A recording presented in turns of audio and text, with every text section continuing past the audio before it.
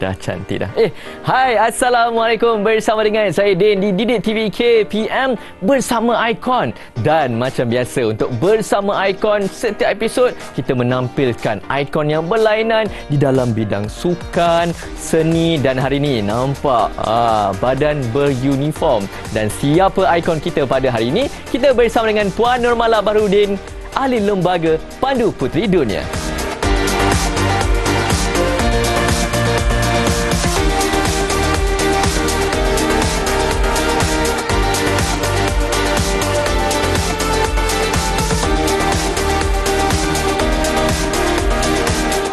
Ya, bersama dengan Icon hari ini, Iconnya telah pun berada di sebelah saya, Puan Nurmala. Assalamualaikum, apa khabar? Waalaikumsalam warahmatullahi wabarakatuh. Saya Alhamdulillah sihat. Sihat. Kadang-kadang saya tertanya-tanya juga host ni bila jumpa tetamu tanya apa khabar. Mestilah sihat kan? Kau tak sihat tak datang sini ya? Datang juga, semangat wajah. Ya. Baik, kita tadi dah bercakap-cakap sikit, dah kenalkan dah sikit each other lah. Tapi mungkin ada penonton yang baru je tiba-tiba buka Didik TV KPM. Nak tahu serba sedikit pengenalan diri tu, Puan Nurmala. Silakan. Boleh, insyaAllah. Saya Nurmala Baharudin, dilahirkan di Kuantan, bersekolah di Kuantan, basically sekolah rendah and Methodist Girls Primary School, lepas tu sekolah menengah Sains Sultan Haji Ahmad Shah, dan seterusnya saya melanjutkan pelajaran dan berkhidmat di Malaysia. Baik. So memang orang Kuantan lah. Saya ada 5 adik-beradik dan anak kedua. Atas saya kakak, bawah tu 3 orang adik-adik lelaki. Okey. Hari ni saya rasa macam bercakap dengan kakak sendiri, Puan. Sebab apa? Kak Long saya pun nama Nurmala. Oh, hello Nurmala. Cikgu juga. Cikgu Pandu Puteri juga. Okey. Entah saya kenal kot. Itulah tu. Kemungkinan, kan? ya. Baik, Kak Long pula, Puan. Ya. Puan, nak tahu juga latar belakang Puan macam mana sebenarnya boleh terarah ke Pandu Puteri ni? Mungkin boleh ceritakan sikit. Sebagai seorang ahli Pandu Puteri, kita memang daripada kecil, mula pada tahun 3 masa tu, cikgu suruh pilih nak masuk aktiviti apa. Kemudian saya teringat satu Sabtu saya nampak ada budak-budak tengah susun batu bata dan berjalan. Dan saya kata saya nak masuk kumpulan tu, dan dia orang menyanyi satu lagu yang bagi saya menarik lah. Lagunya Lu La La Lu. Dan saya kata, lagu tu macam orang tak pernah nyanyi, mungkin ni kumpulan yang menarik. Itulah asal usul kita masuk dari situ. So daripada sekolah rendah terus ke sekolah menengah, di universiti juga saya ada bantu pasukan-pasukan di luar, dan apabila kita menjadi seorang guru, di situ kita teruskanlah memang jadi pemimpin dan sampailah ke sini. Tua dalam Pandu Puteri dah orang kata. Selalu orang kata tua di jalan kan, tapi saya tua di Pandu Puteri. Baik. Jadi waktu awal pelibatan tu tak ada siapa-siapa terpengaruh daripada ahli keluarga ke? Tak ada. Memang nampak kat sekolah tu ada orang nyanyi Pandu Puteri terus rasa nak masuk. Memang. Sebabnya memang saya, kakak saya memang tak berminat. Dia masuk Pandu Puteri tapi dia macam biasa-biasa, ahli biasa lah. Saya cuma rasa tertarik dengan banyak kemahiran yang dia kongsikan sama-sama ahli dia, yang membuatkan kita rasa macam maybe ni menarik lah. Dan semasa saya darjah 5, tak salah saya, ibu saya balik daripada satu tugas dia, dan dia telah memberikan saya satu badge. Dan badge tu dia kata dia dapat daripada ahli Pandu Puteri Pakistan. So saya kata, boleh sampai sana ke? Saya kata, mak saya kata, agaknya lah, adalah orang Pakistan semua tu ada, orang Australia ada. So saya simpan, so menjadi kebanggaan saya lah. Tak tahu maksudnya apa, tapi saya tahu tu kepunyaan ahli Pandu Puteri. So minat tu diteruskan. Okey. Jadi nak tanya dah, dalam Pandu Puteri ni pun jawatan dia macam mana dalam Persatuan Pandu Puteri ni? Okey, jawatan macam mungkin dari sekolah rendah dululah kita mula. Kalau sekolah rendah sebenarnya tak ingat lah jawatan apa. Cuma saya ingat saya ni, dia ada masa tu dia menggunakan bahasa Inggeris. So dia ada kumpulan, kalau sekarang kumpulan bunga, dulu kumpulan Nom, Elf. So kumpulan-kumpulan ni lah macam mungkin tak sesuai dengan budaya kita, dan telah ditukar kepada kumpulan bunga-bunga. Dan saya ni adalah seorang Nom. Dan saya masih tak suka jugalah, sebab Nom ni adalah watak jahat dalam mana-mana buku cerita. Ada rasa macam tak suka rasa kan macam tu? Kenapalah saya Nom, kakak saya Elf. Saya rasa macam tu. Tapi saya rasa macam mungkin dalam jahat tu ada baiknya, saya katakan. So saya rasa macam tak apalah, kita buat tu. Bila sekolah menengah, kita memegang jawatan dalam patrol dan seterusnya menjadi kapten kalau kita ketua kepada pasukan di sekolah. Itu di sekolah lah. Dan selain daripada jawatan, kita ada juga mendapatkan kemahiran dan ilmu. Dan kemahiran dan ilmu itu akan dibentukkan dalam mendapat lencana, contohnya setelah membuat folio. Tapi sebagai guru, dia banyak lagi kemahirannya lah. So guru ni ada dua sebenarnya. Satu ni dia operasi, satu lagi mentadbir urus. Dalam Persatuan Pandu Puteri sendiri. Okay. So biasanya yang mentadbir urus tu adalah daripada golongan pemimpin lah. Semestinya you hanya boleh mentadbir urus dengan baik apabila kita mempunyai ilmu dan kemahiran tentang bidang yang kita ingin kuasai. So dengan itu, kedua-dua bidang tu saya dah progressively bergerak lah. So begitulah asal usulnya sampai sekarang. So kalau nak ceritakan dari macam mana tu, panjanglah ceritanya. Itulah berjela-jela. Tapi tak apa, kita boleh nak mendengar sebab bersama Icon pada hari ini kan. Jadi dah waktu sekolah dulu mengajar untuk kapten sampai sekarang, apa sebenarnya jawatan yang disandang tu Puan Malam? Mungkin boleh kongsikan bersama penonton di rumah. Buat masa ni saya sedang meneruskan tugas saya sebagai ahli lembaga dunia ataupun dalam bahasa Inggerisnya World Board Member. Mungkin dia punya ahli bahasanya kurang menarik kan. Tapi World Board Member sebenarnya ini adalah tugas tadbir urus yang mempunyai 12 orang ahli yang dipilih ataupun dipilih dalam World Conference, persidangan dunia. So kita dicalonkan dan kita akan bertanding, dipilih oleh ahli-ahli persidangan, dan kita akan mempunyai 6 tahun dalam board itu sendiri. Salah seorang dari 12 berada di sebelah saya lah ketika ini di peringkat dunia. Hebat. Bermula dari sekolah je kan? Dari sekolah. Sebenarnya tak salah untuk memasang impian tu tinggi sampai ke peringkat dunia ya, murid-murid semua. Betul. Kan, tapi kan setiap apa yang kita perolehi hari ini, mesti ada orang yang memberikan kita dorongan, inspirasi sepanjang pelibatan dalam Pandu Puteri. Yalah, bukan senang kita nak istiqamah dengan satu persatuan macam saya buat mula-mula masuk pengakap sekolah rendah, masuk sekolah menengah, tukar tengok segak pakai uniform polis, kadet polis, tukar kadet remaja pula. Kelapan istiqamah Pandu Puteri. Mungkin boleh kongsikan apa dorongan, siapa inspirasinya? Kalau biasa dengar kan, dalam Pandu Puteri ni dia selalu ada satu moto ni, once a guide, always a guide. Maksudnya daripada kita sekali kita angkat, kita kata persetiaan, dengan sesungguhnya saya berjanji dan setia, dan kita akan seterusnya seumur hiduplah kita Pandu Puteri. Itu dorongan saya untuk memegang kata-kata itulah, bahawa kita ada janji dan kita akan tunaikan janji itu. Tapi sebenarnya pembawaan dalam ahli keluarga saya, contohnya ibu bapa saya arwah ni, memang mereka ni sangat liberal orangnya, yang memberi kita peluang untuk mencuba apa yang kita nak cuba, dan dia bersupport. Dia tak pernah kata ni tak bagus, ni bagus, tidak. Dia akan memberi situasi, dia tahu, cuba tengok macam ni, you rasa macam mana, kalau no rasa bagus, ini adalah bagus begini, bagus. So kita terpaksa fikir bagaimana ini akan membawa kebaikan kepada kita dan orang lain. So itu arwah ibu bapa saya, memang mereka sangat liberal dan sangat berfikiran terbuka. Dia menyokong kita dan tidak pernah halang. Tidak pernah menuduh atau meletakkan ni salah tu salah. Hukuman nanti kau tak jadi, jaga, tak ada. Alhamdulillah, ibu bapa saya tidak begitu. Dan kawan-kawan juga, Pandu Puteri ni dia punya kekuatannya adalah kawan-kawan. Semangat setia kawan. So macam kita nak pergi ni, sebabnya contohnya Syakira ada, so kita nak pergi. Contohnya kan. So macam okey nanti kita plan, lepas tu kalau kita jatuh ke apa, tak apa, kita tolong semua. So setia kawan dan semangat perpasukan tu sangat dibina dalam Pandu Puteri. Sebab tu kita setia lah. Dan sekolah yang cikgu masuk tu pun memang kedua-duanya sekolah rendah, sekolah menengah pun memang aktif Pandu Puteri. Ya. Dan saya bersyukur sampai sekarang pun saya ada hubungan yang baik dengan pemimpin saya dahulu. Puan Mariana, dia dulu pemimpin dari saya di sekolah menengah. So sekarang saya di Lembaga Dunia, dia Ketua Persujaya Pahang. Contohnya kami masih lagi sebagai kawan lah. Dia memang memberi kita peluang, nak pergi perkemahan, baiklah, apa yang kita perlu sediakan, sediakan, nanti lapor pada saya. So kita bergerak atas kapasiti kekuatan kita sendiri, dan segala kelemahan kita analisa dan tambah cara macam mana kita nak perbaiki keadaan tu. So semua tu mematangkan kita lah, dan sebenarnya implikasi daripada pelibatan Pandu Puteri ni membawa kita kepada dunia sebenar. So bukanlah pandu putri je, bukanlah roti lilit ataupun menyanyi, menjahit, itu bukan itu saja. Dia lebih daripada itu sebenarnya.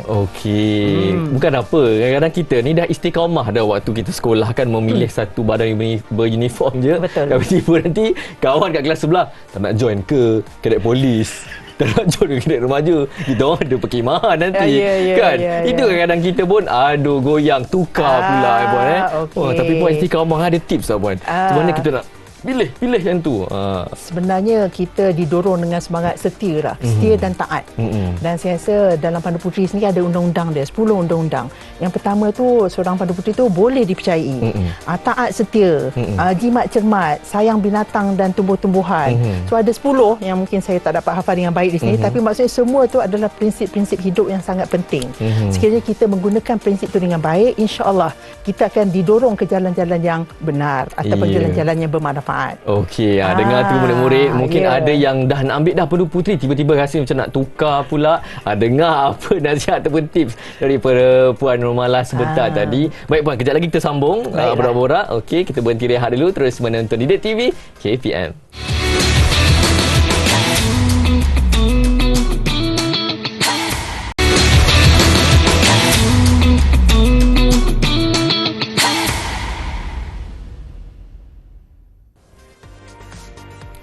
Baik, murid-murid semua sedang menonton Bersama Icon. Bersama dengan saya, host Din, dan bersama dengan Puan Nurmalah, ikon kita pada hari ini. Nampak tak? Ada baju-baju untuk Pandu Puteri Puan dan Puan, mungkin ramai juga murid-murid yang sedang menonton kita merupakan ahli Pandu Puteri kan. Tapi nak tanya jugalah Puan, ikon Puan dalam Pandu Puteri tu, mungkin boleh kongsikan. Ikon saya ni, kalau nak kata ikon, she's an iconic figure lah dalam bahasa Inggeris dia. Tetapi ikon saya would be Kebawah Duli Yang Maha Mulia Sri Paduka Baginda Raja Permaisuri Agong, Tunku Hajah Azizah Aminah Maimunah.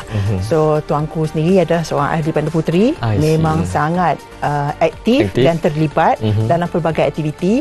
Dan sebenarnya kita dah mula bekerjasama tu, tuanku dah jumpa dalam aktiviti atau program semenjak daripada pemimpin di Raup lagi, di Pahang lagi. So sampai sekarang kita banyak juga terlibat dalam aktiviti di peringkat dunia, di peringkat antarabangsa, dan kita teruskan bekerjasama lah. Tuanku titah apa, kita akan selesaikan, macam itulah. Tu she's an icon in Pandu Puteri, dan saya rasa semua ahli Pandu Puteri boleh melihat dia bagaimana dia berkembang daripada pemimpin. Tuanku walaupun seorang raja, tapi dia akan naik sebagai, sekarang ni patron lah. Patron tu sebagai yang paling tinggi lah, mengikut konstitusi ataupun perlembagaan Malaysia. Pandu Puteri Malaysia memang seorang permaisuri adalah kita punya patron juga. Baik. Dan untuk menjadi contoh murid-murid yang sedang menonton kita hari ini, Puan Nurmalah, mungkin boleh kongsikan rutin harian. Kita nak tahu rutin harian untuk jawatan di sekolah dan juga rutin harian untuk persatuan. Mungkin boleh kongsikan. Kalau nak cerita sikit, nak backtrack sikit, saya memang mulakan kerja saya sebagai seorang guru, mula bertugas di Sekolah Menengah Sains Tengku Abdullah di Raup selama hampir 7 tahun. Lepas tu saya ke kementerian di bahagian buku teks selama hampir 13 tahun. Lama. Dan selepas tu bertugas di Vietnam sebagai pengarah Education Malaysia, dan juga dikenali sebagai konsul pendidikan di bawah konsulat Ho Chi Minh, konsulat Malaysia. Dan 3 tahun balik ke Malaysia, bertugas di Jabatan Pendidikan Wilayah Persekutuan Putrajaya selama 5 tahun. Dan sekarang saya bertugas sudah hampir 5 bulan sebagai penolong kanan pentadbiran di Sekolah Sultan Alam Shah, sekolah berasrama penuh. So sebenarnya kita bertugas dalam kehidupan yang lain sebagai ahli Pandu Puteri, memang kehidupan kita dah bertukar lama. Sebab bila kita bertugas di peringkat antarabangsa, kita bukan meeting minum kopi pukul 4, pukul 5, meeting tidak. Everything semuanya online. So kita terpaksalah, takkan kita je meeting pukul 7 pagi, orang sana pukul 2 pagi kan. So maksudnya kita terpaksa beralah. So sekarang contohnya kalau saya ada meeting, dia akan tetapkan sebulan sebelum tu, meeting kali ni pukul 2 pagi, pukul 4.30 pagi. So kita kena bersedia lah. Ada masanya orang lain pula pukul 2 pagi. So 12 orang ahli ni dan juga 5 orang ketua rantau juga duduk dalam World Board tu. Mereka berada di seluruh dunia. Okey. Pelbagai masa. So dengan itu rutin kita ni agak berbeza dengan orang. Mungkin mereka kata, kenapa ada mesyuarat belah malam? Susah nak cakap. Sebabnya US pagi. Amerika pagi. Penerangan. Contohnya berbeza. Kehidupan saya memang berbeza. So masa kita sangat terlibat dengan Pandu Puteri ini, memang kehidupan saya memang terbahagi pada 3 saja. Arwah bapa saya, arwah ayah saya, kerja saya dan juga kerja Pandu Puteri. Itu saja. So kawan-kawan sentiasa kata, kenapa malah ni sibuk sangat? Tak pernah pergi camping pun. Tapi sebab kerja kita dah di landasan yang berbeza, tapi masih berkaitan dengan polisi Pandu Puteri. Macam mana pembahagian masa bila contoh ada mesyuarat tadi di peringkat Persatuan Dunia tu pukul 3 pagi dan kemudian nak kena pergi bergegas ke sekolah pula. Ya, betul. So kita kena ada disiplin diri. Contohnya kalau dah tahu pukul 3 pagi kena bangun, takkan bangun tidur terus buka mata terus on komputer. So kita 2.30 kena bersedia. So kita akan tidur awal, bangun awal dan bersedia terus. Maksud kita tahu dah bahawa kita tak boleh tidur. Maksud kita dah mentally prepared. So dengan itu selalu sedia motor Pandu Puteri. Dalam apa-apa keadaan kita akan bersedia. Kita dah latih diri kita supaya sentiasa bersedia dalam apa keadaan sekalipun. Jangan sekali-sekali mengeluh kerana setiap masalah tu mesti ada jalan keluar. Ya, bukan mudah sebenarnya. Sebab Puan Nur Mallah kata tak jumpa anak lah, tak jumpa keluarga apa semua kan. Macam pembahagian antara kerjaya dan juga keluarga tu Puan. Kan mesti agak sukar dekat situ. Saya rasa siapa yang berkeluarga tu kena ada persefahaman yang adil lah. Ada masa kita peruntukkan sebegini, tapi yang pasti setiap pemimpin tu perlu bekerja lebih kuat, lebih teratur hidupnya untuk memastikan kejayaan di kedua-dua pihak. Tak bolehlah menang Pandu Puteri je tapi keluarga tersasar entah mana-mana. So itu sesuatu yang tak digalakkan lah. So dengan itu kita memang dalam Pandu Puteri itu sendiri kita hidup berdisiplin, hidup dalam pasukan kecil dan kita sentiasa merancang dengan baik dan memastikan apakah implikasi daripada perancangan atau pelaksanaan sesuatu yang kita harapkan. So dalam Pandu Puteri kita ada selepas satu perkhidmatan setiap hari, contohnya kita ada apa yang dinamakan call of honor. Ada terus kita melihat kembali apa kita buat hari ini dan apa aplikasinya, dan esok apa perancangan kita, apakah yang kita harapkan. So sentiasa on your feet, maksudnya kata sentiasa berdiri dan berfikir dan sentiasa untuk memberi khidmat kepada orang lain, menolong orang sentiasa. That's how it is. Okey, baik, itu berkenaan dengan Pandu Puteri. Nak tolak tepi sikit nak tanya dekat Puan Nur Mallah, hobi masa lapang. Soalan yang lebih santai sikit nak tanya. Kalau nak tahu nak juga jujur, tak banyak masa lapang. Sebab masa lapang tu digunakan untuk membaca persediaan untuk mesyuarat, memikirkan tentang kertas kerja ataupun mungkin apa yang fikirkan di Malaysia tak sama dengan di Afrika. Kenya dia mereka berbeza, kita kena hayati hidup dia. So keadaan tu agak mencabarlah kadang-kadang. Tapi kalau saya ada masa lapang, yang saya suka memasak. Saya dah agak dah. Macam mana boleh agak tu? Tak, sebab selalunya masa senggang orang yang bernama wanita, terutama sekali yang berkerjaya, memang dia akan cuba seraya upaya juga untuk masak tu.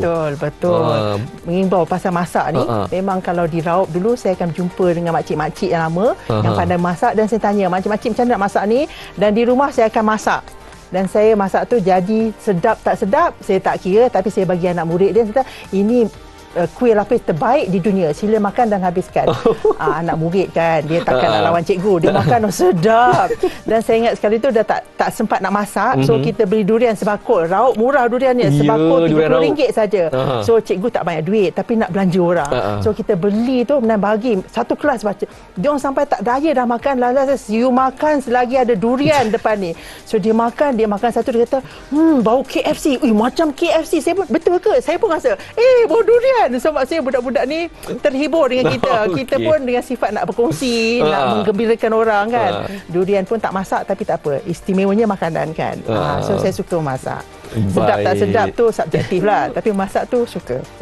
Bila Puan Nur Mallah cerita macam tu tadi, itulah mengimbau memori pengalaman tu kan. Nak tanyalah, pengalaman yang mungkin boleh ceritakan, pengalaman yang menarik yang tak dapat dilupakan sepanjang berada dalam Persatuan Pandu Puteri Malaysia lah.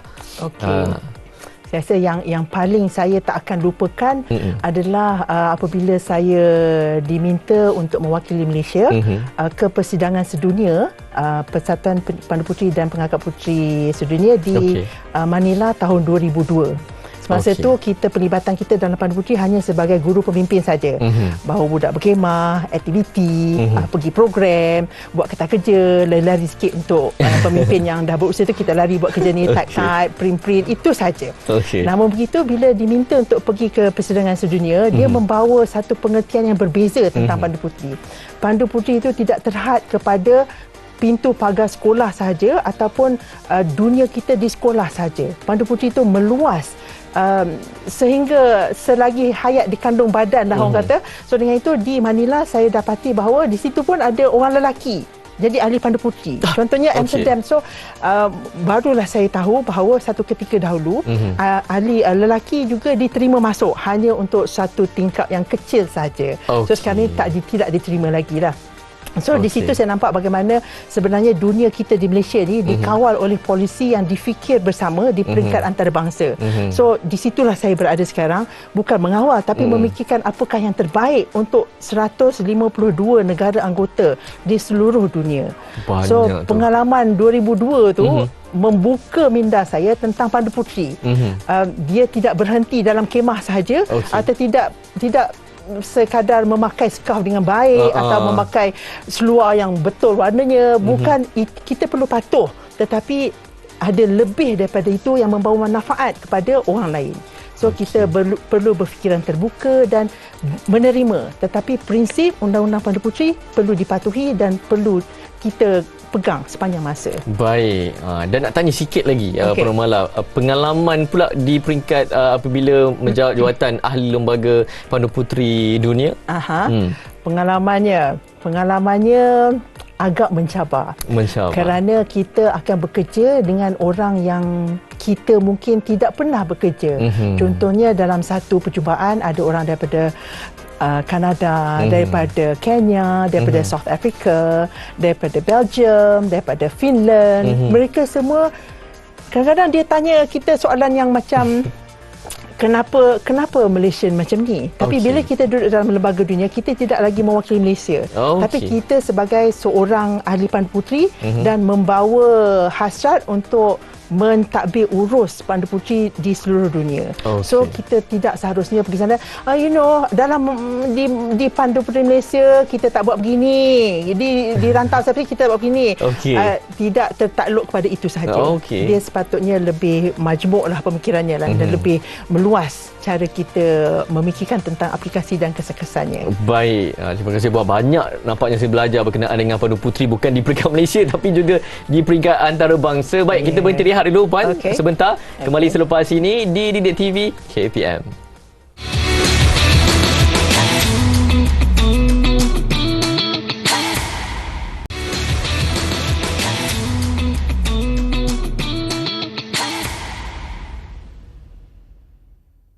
Terima kasih kepada anda yang menonton bersama Ikon. Hari ini Din bersama dengan Puan Nur Mala, ahli lembaga untuk Pandu Puteri dunia. Kita bertuas sangat, ada 12 orang, salah seorangnya dari Malaysia. Dan berbagai-bagai juga tadi dah kita bercerita kan Puan kan, dari macam mana penglibatan awal dalam Pandu Puteri sampailah ke hobi masa lapang pun kita tanya juga. Dan ni nak tanya pula Puan, pencapaian di dalam Pandu Puteri itu, mungkin Puan boleh throwback sikit memori tu, mungkin masih segar diingatan ke, tak tahu.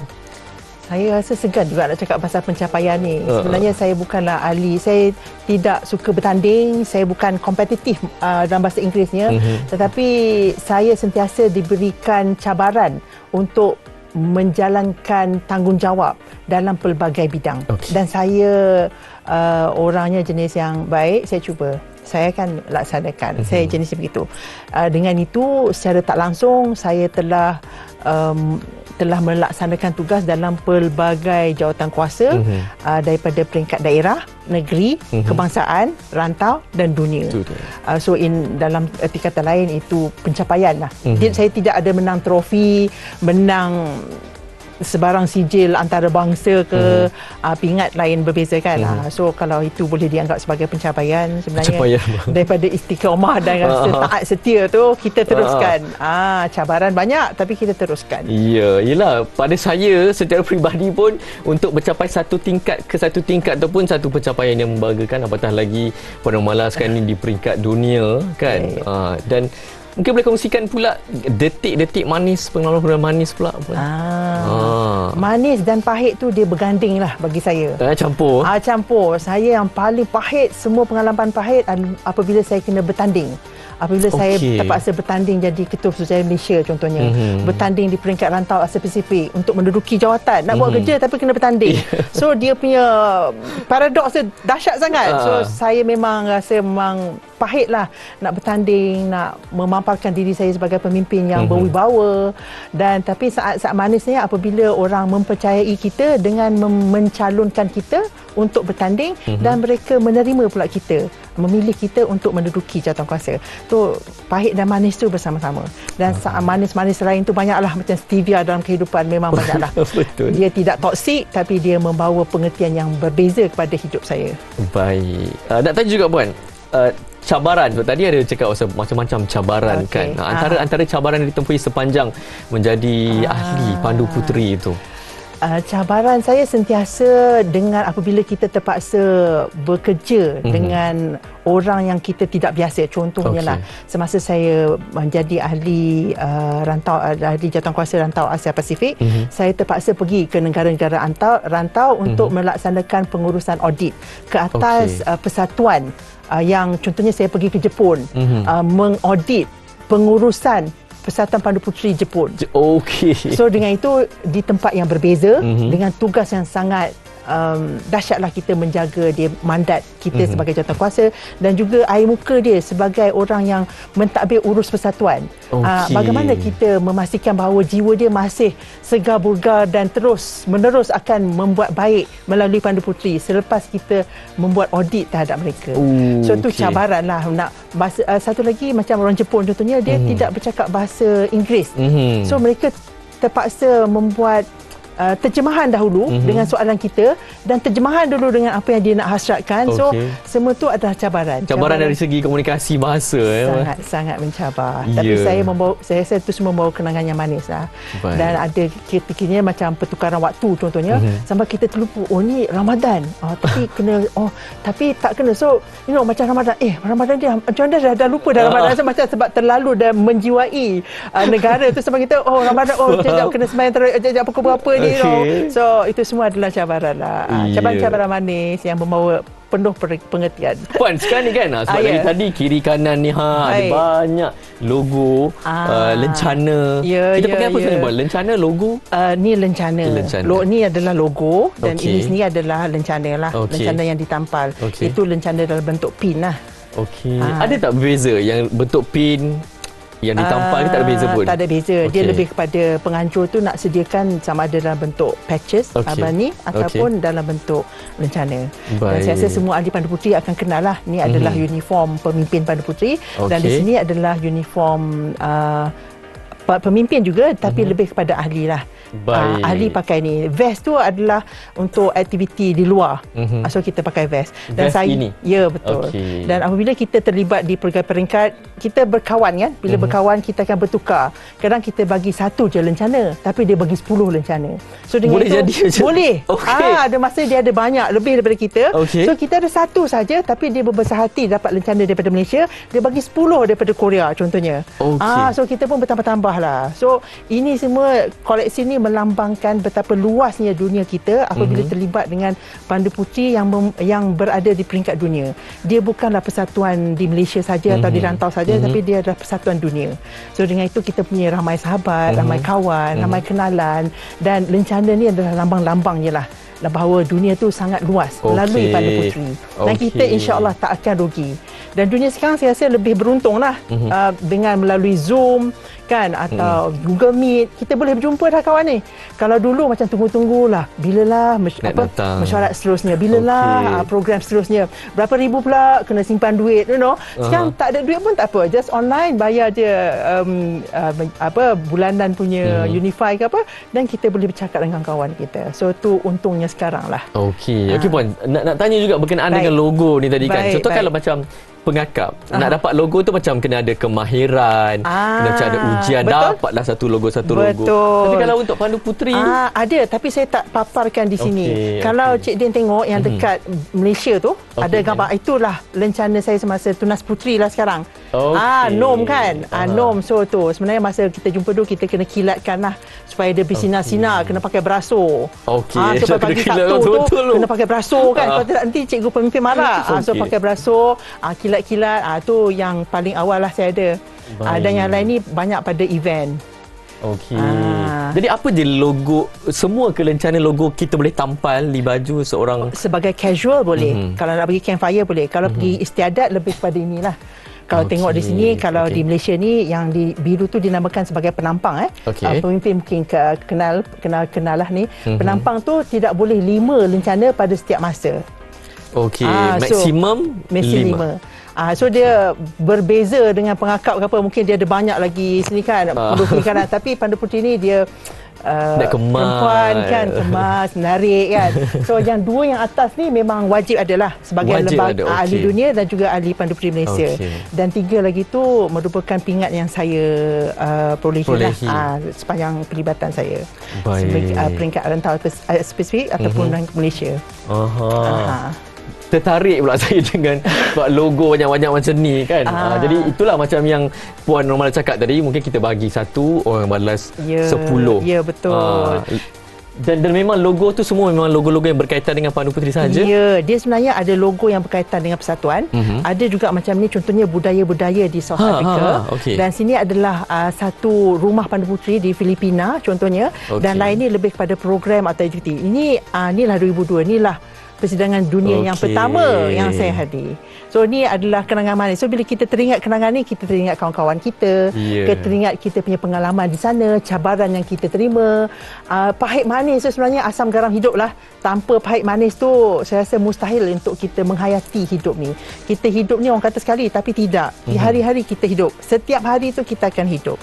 So gunalah kehidupan tu dengan baik, dan saya rasa Pandu Puteri ini memberi satu lapangan yang sangat luas untuk semua ahli. Dan sudah tentu pemimpin memainkan peranan yang sangat penting lah. Baik, terima kasih Puan. Kejap lagi kita nak sambung berborak lagi. Terus bersama dengan kami di Didik TV KPM.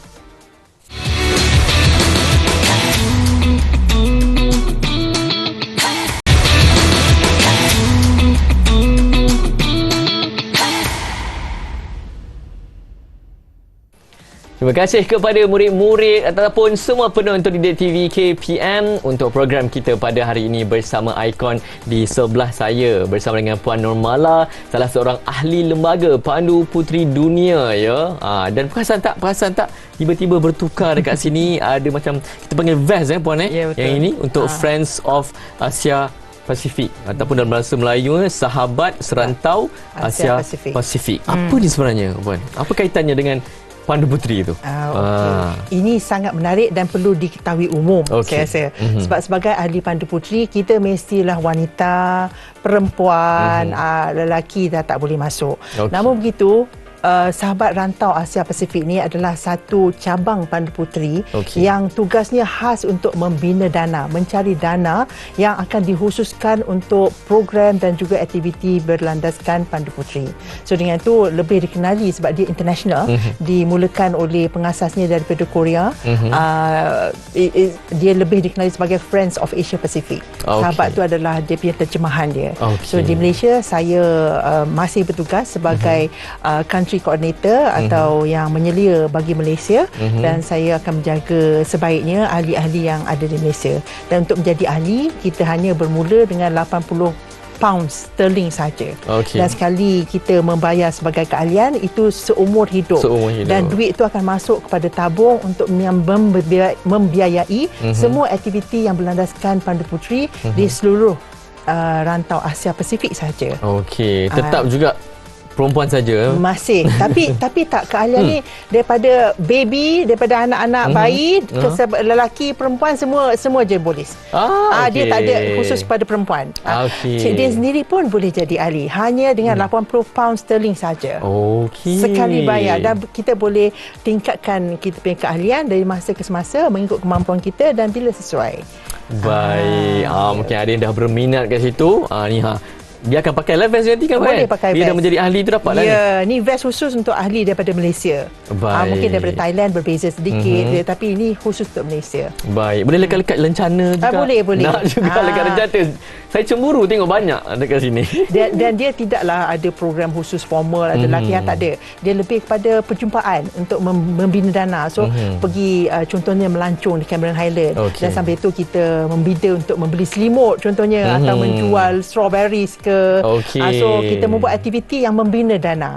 Dan dana tu kita kutip dalam tabung dan kita melalui mesyuarat yang akan meluluskan sebarang program untuk kejayaan Pandu Puteri. Baik, sangat menarik sebenarnya. Baik, tadi Perumahan kata masa lapang tu suka memasak. Betul. Ini nak tanya resepi, Pan. Tapi bukan resepi makanan. Takut dengan resepi kejayaan sebenarnya. Seperti yang saya nyatakan berulang kali, pada saya sendirilah, saya seorang yang taat dan saya sangat menghormati manusia. Dan saya rasa perbezaan tu perlulah dihargai. Sama kita ni, kita tak ada orang yang alangkah yang twins, yang kembar pun. Kembar pun dia ada perbezaannya. So dengan itu, setiap perbezaan tu perlulah kita hormati dan kita yakin bahawa perbezaan tu sebenarnya membawa kebaikan. Tuhan tidak menjadikan kita berbeza untuk kita bergaduh sama sendiri. Sebab apabila bekerja dalam Pandu Puteri, kita bekerja dalam sistem petrol contohnya, kita menghormati perbezaan dan kita kumpulkan kekuatan kita untuk menjayakan sesuatu objektif. So itu asalnya resepinya lah, hormat pada orang dan taat. Janganlah sekejap masuk, macam tak sedap pula, keluar. Tak payah keluar. Kita kena taat, kita kena yakin bahawa buruk baiknya tu memang itulah ditentukan dan kita yakin itulah terbaik untuk kita dan semua yang telah kita tentukan. Itu resepinya. Tapi sekarang ni nak tahu juga, Puan, apa sebenarnya kriteria untuk menjadi seorang ahli Pandu Puteri yang berjaya? Mungkin apa sifat yang itu perlu buang, sifat ini yang kena ada. Saya rasa dia akan menggunakan resepi yang sama. Kalau kita taat dan kita hormati kenapa undang-undang tu sebegini, dan kita hayati apa yang telah dikongsikan bersama, saya pasti itu adalah kriteria utama. Tak adalah kita nak membandingkan, dia dah dapat pangkat tu, kita nak pangkat tu juga. Dia dah pergi aktiviti tu, kita nak pergi juga. Itu tidak akan menentukan kejayaan. Sebenarnya kita taat dan kita hormat. Kadang-kadang kita nak pergi Switzerland tapi tak sampai, mungkin tak ada duit contohnya, ataupun tak kena masa, tapi kita macam tak naklah masuk Pandu Puteri, tak syok lah, mahal lah. So itu bukan caranya. Seperti yang nyatakan sebelum ni, setiap kesusahan tu ada jalan penyelesaian. Tak boleh pergi Switzerland, mungkin kita boleh pergi Swiss Cottage mana-mana ke, ada di dia ada banyak sebenarnya yang boleh kita gantikan. Tak payah kita cepat putus asa dan cepat macam terus tarik diri daripada apa yang kita nak buat. Baik. Dan mungkin boleh Puan kongsikan juga matlamat visi perubahan Persatuan Pandu Puteri itu secara umum?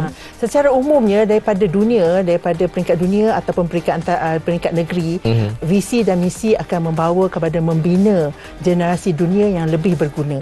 So dengan itu semua program ataupun semua latihan yang diberikan adalah untuk menjadikan kita manusia yang berjaya, yang menghormati kehidupan dan menghormati sama sendiri. Dengan itu kita akan mempunyai dunia yang lebih baik. Baik. Dan sekarang Puan, macam mana Puan melihat perkembangan Persatuan Pandu Puteri ini, terutama sekali dalam perkembangan dalam kalangan murid-murid di sekolah? Untuk mewujudkan satu kumpulan pasukan Pandu Puteri yang baik, sudah tentu tanggungjawab tu jatuh kepada pemimpin. Pemimpin tu mungkin mentadbir urus atau memimpin secara aktif operasi Pandu Puteri itu sendiri. So dengan itu latihan kepada semua pemimpin perlu diberikan dengan baik dan berkala. Tanpa latihan, kemahiran dan ilmu tu akan jadi kurang. Bila kurang, semangat kita pun kurang dan tak nampak dah. Lencana menarik dia pun jadi tak nampak dah. Sebab kita dah tak ada jiwa dah. So dengan itu untuk menjiwai sesuatu kita perlu tingkatkan kemahiran dan juga tambah ilmu. Dan itu jatuhnya tanggungjawab tu letak kepada pemimpin lah yang mentadbir urus. Dengan itu dapat pemimpin yang baik dan ahli akan mendapat manfaat, murid-murid ataupun ahli pandu puteri akan mendapat menjiwai pandu puteri dengan baik melalui aktiviti yang dirancangkan. Pemimpin tu kena memainkan peranan. Baik, Puan, bagaimana Puan melihat aktiviti co-curriculum dan juga badan beruniform ni lah secara amnya dapat membantu dalam kemenjadian murid-murid di sekolah. Saya percaya bukan pandu puteri saja tapi dalam semua unit beruniform dia adalah satu pendidikan yang tidak formal yang seharusnya memberi kita kemahiran yang tidak perlu atau tidak boleh diberikan secara langsung. Dengan itu melalui aktiviti dalam unit beruniform kita akan hayati apa yang kita pelajari dan bawa kepada kehidupan sebenar. Contoh cara nak belajar, cara nak berkawan, semua itu akan menjadikan hidup kita lebih kaya dan lebih maju dan berdaya saing. So non-formal education atau pendidikan tidak formal ni adalah sesuatu yang penting supaya pendidikan formal tu akan menjadi lebih mantap dan lebih bermakna kepada murid-murid kita. Dan Puan, yang terakhir kalinya harapan Puan kepada pandu puteri dan mungkin ada ucapan kepada penonton-penonton di rumah, tak kisahlah kepada murid-murid, kepada ibu bapa, silakan. Alhamdulillah saya berkongsi tentang ahli pandu puteri dan juga tidak pandu puteri. So sekiranya adik-adik, murid-murid di sana dan juga guru pemimpin menjadi ahli pandu puteri, jiwailah apa yang telah dilandaskan dalam undang-undang kita dan juga apakah persetiaan yang telah kita ambil untuk menjadi seorang ahli. Dan pasti dengan persetiaan dan menghormati undang-undang, saya pasti kita akan menjadi ahli yang berguna. Dan kepada mereka yang tidak dapat menjadi ahli pandu puteri secara langsung, mungkin lelaki contohnya kan, ingin menyokong apa yang kami laksanakan, saya jemput dan saya silakan untuk menjadi ahli sahabat rantau Asia Pasifik. Dan kita sama-sama akan hidup dalam dunia yang lebih ideal, lebih baik. Mungkin cara bunyinya macam terlalu baik kan, tapi sebenarnya kita boleh berusaha ke arah itu. Dan harapan saya semoga pandu puteri akan berjuang tegas dalam hal ini. Baik, waktu Puan Nurmala kata siapa yang ada nak masuk pandu puteri secara tak langsung, tadi saya angkat tangan. Selamat datang, selamat datang. Sebab bila dengar cerita Puan Nurmala kan dari sekolah tadi sampailah ke peringkat antarabangsa, saya rasa sangat-sangat orang kata tumpang bangga lah. Alhamdulillah. Puan kan. Diharap Puan terus maju jaya, terutama sekali kepada pandu puteri dan kepada murid-murid yang sekarang ni ingin menjadikan Puan Nurmala sebagai ikon. Boleh apa salahnya. Sekali lagi terima kasih Puan atas masa. Sama-sama, dan saya juga minta maaf lah terkasar bahasa, tersilap bicara. Semoga sesi ini akan memberi manfaat kepada semua yang menontonnya. Baik, terima kasih Puan Nurmala selaku ahli lembaga untuk pandu puteri dunia ya. Dan terima kasih juga kepada penonton di rumah yang setia bersama dengan kami bersama Ikon di episod kali ini. Saya Din, semoga berjumpa lagi. Assalamualaikum. Bye bye.